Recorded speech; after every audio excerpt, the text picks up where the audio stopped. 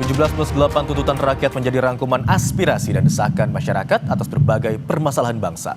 Meski sebagian telah direspons, masih banyak tuntutan-tuntutan yang perlu dikawal agar segera dipenuhi para pemangku kebijakan. Saat ini kita sudah terhubung bersama dengan diaspora Indonesia di Denmark, Salsa Erwina. Selamat siang, Salsa. Selamat pagi Bang Iman, selamat ulang tahun untuk Kompas TV. Semoga selalu independen dan terpercaya. Terima kasih, amin. Salsa, langsung saja DPR akhirnya menjawab tuntutan rakyat, namun hanya 6 poin yang dikerjakan. Bagaimana tanggapan kolektif 17+8? Ya, sebenarnya yang pertama kita perlu apresiasi dulu ya Bang, karena apapun pergerakan yang positif ke arah kesejahteraan, transparansi, dan lain sebagainya itu harus kita apresiasi.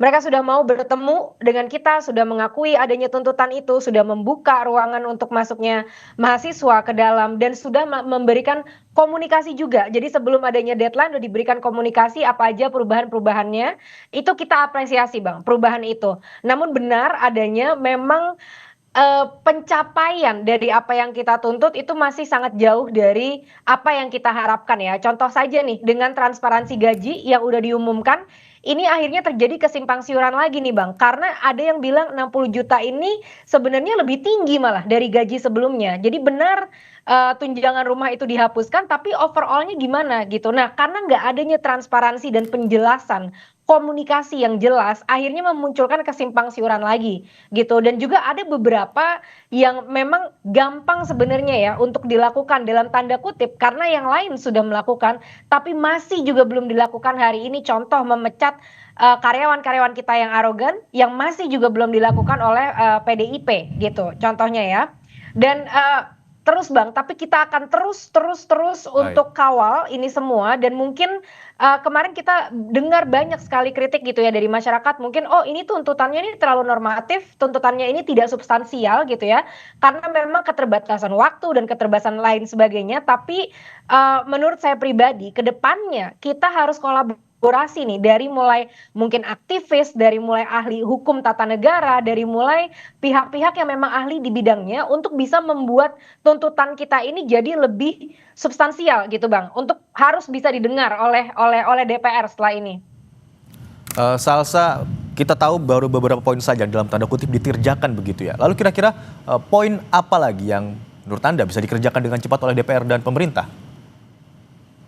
Pertama Bang, memecat karyawan-karyawan kita yang arogan itu masih tinggal dari PDIP nih, yang belum melakukan itu sudah mudah sekali, dan partai-partai lain sudah melakukannya 1 minggu yang lalu. Itu masih juga belum dilakukan oleh PDIP.